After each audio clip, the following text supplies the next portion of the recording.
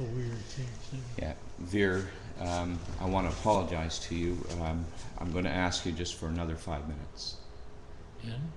And the reason why is because we got cut off on the last video when we did, and there is something that the congregation, I would really like them to hear. What was that? And that was, I want you to be able to tell us, again, when I asked you the question, what is it that you would tell a minister who's never gone to war doing a Remembrance Day service and really cannot appreciate what you've gone through, and how would you envision seeing a service being done on Remembrance Day at a church?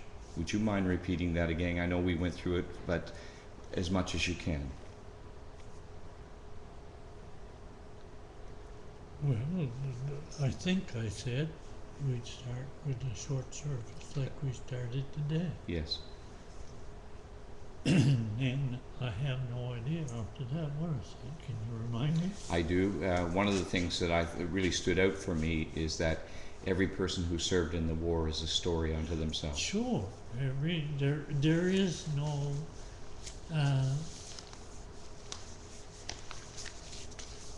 there's 5 of you riding along in the car.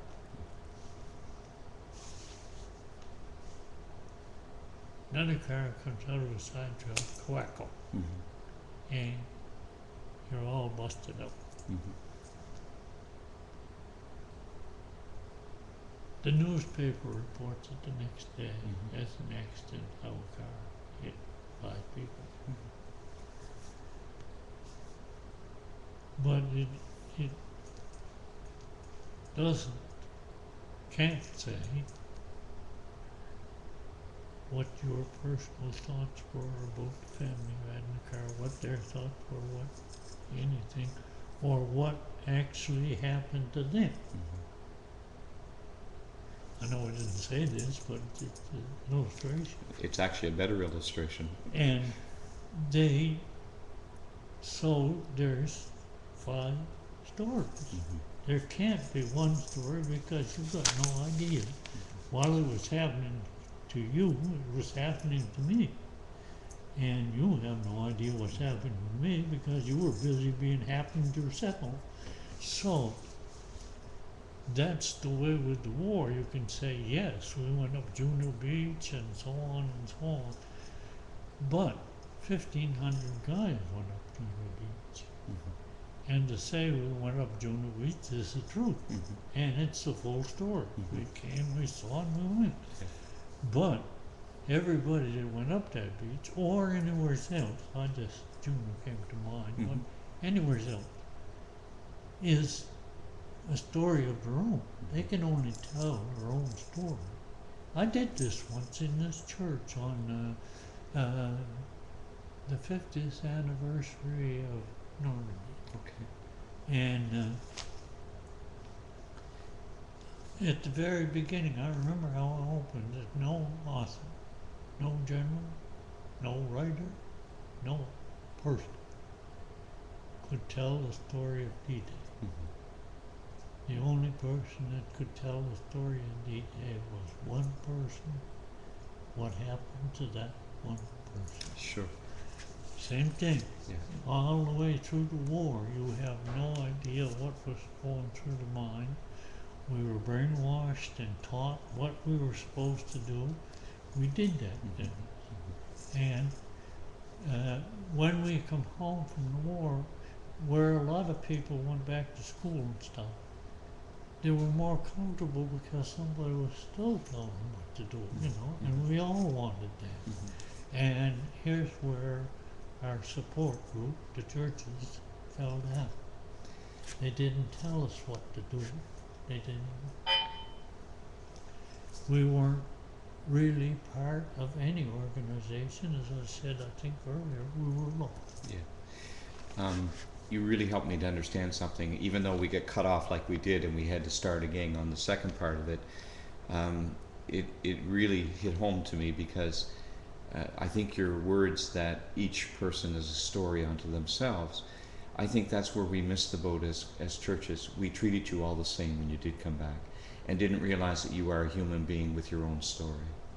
But the thing is, then, we're still doing it. We treat them as a congregation, Yeah. not people.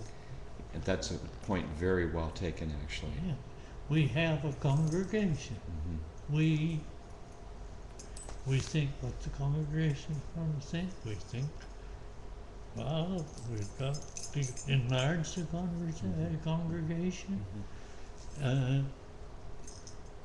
We really don't have to do anything except tell it like it is, as it fits today.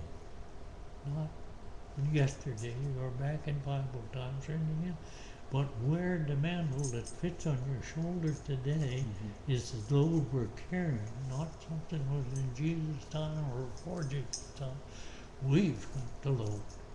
And we brought back a load of really, really junk on our shoulders. Sure. And we didn't receive the proper help. Mm-hmm. Or we didn't receive, no, that's wrong. It wasn't the proper help. We didn't get any help because nobody home knew what to do either. Mm-hmm. So instead of getting together and working it out some way, trying to make a compromise here and there, we just drifted. Is you and I sitting here in front of the congregation, is this a good way to do the service together, you and I, for the congregation? What we're doing now? Well, what did I tell you when you come in this morning about the idea? Can you tell the congregation what you said? Yeah. You said, do you think this is a good idea? You Mhm. said, yeah. I did. I said, I didn't. And Okay, now it's evident.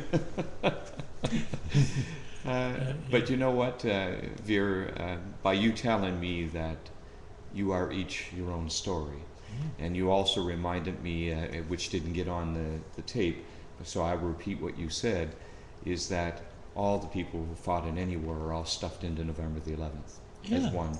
So they don't have their own individual stories. You know, it's been everything. The government of Canada, and therefore the people of Canada, have some veterans, I guess, have had a hard time, but as far as I'm concerned, they've been good to me. Mm-hmm. They've been wonderful to Mm-hmm. me. So I know a lot of people just like that.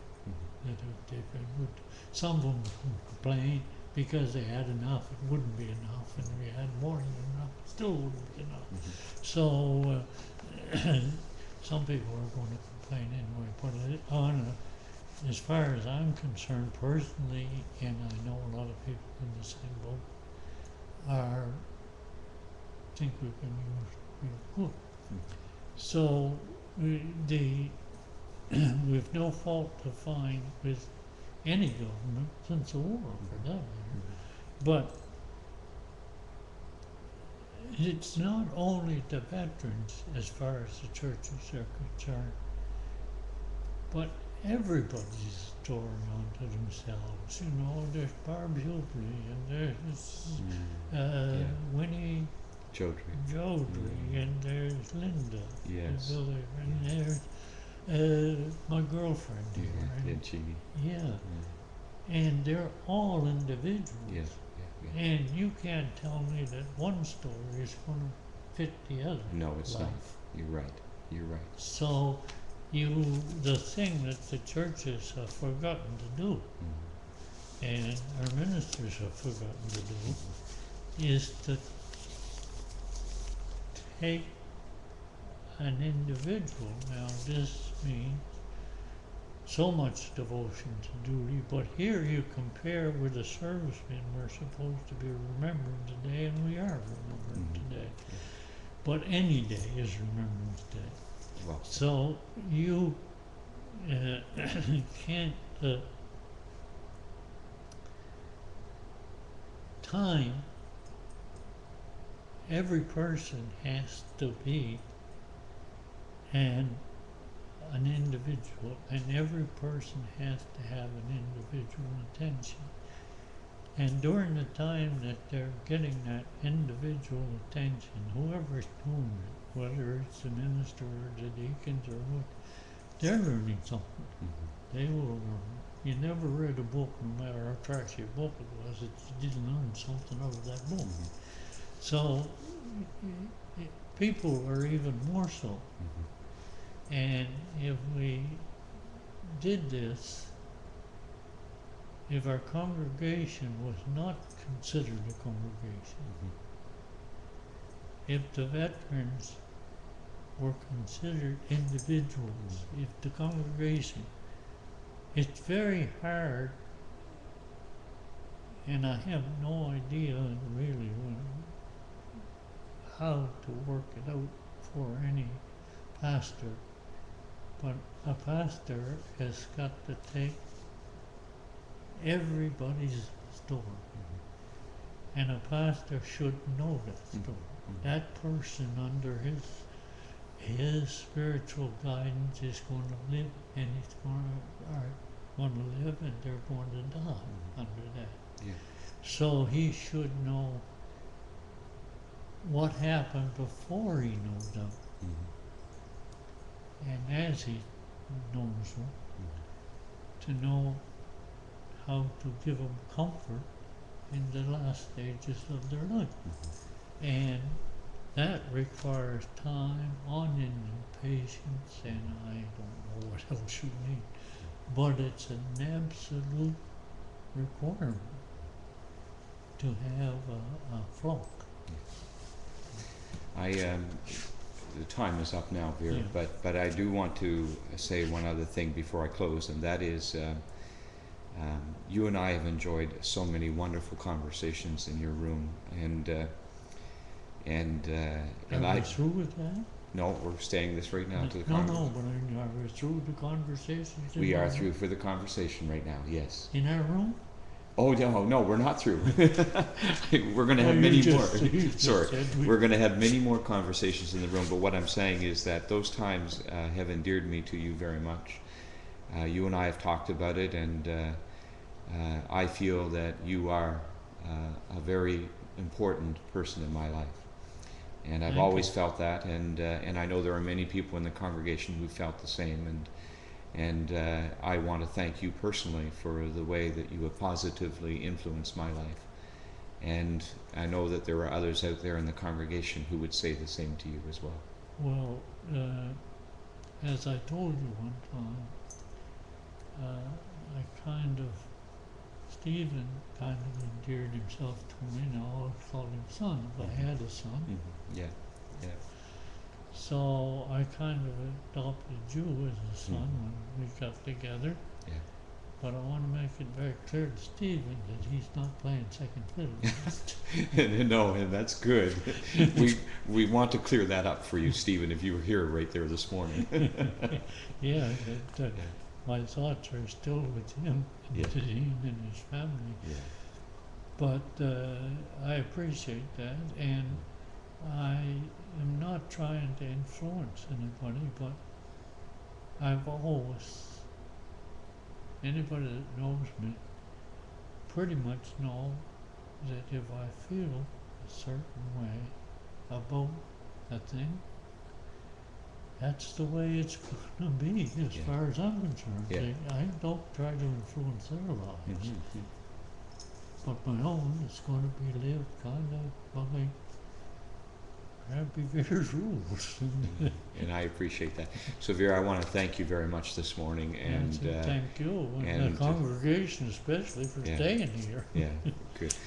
Okay, well, thank you, Vere. Yep.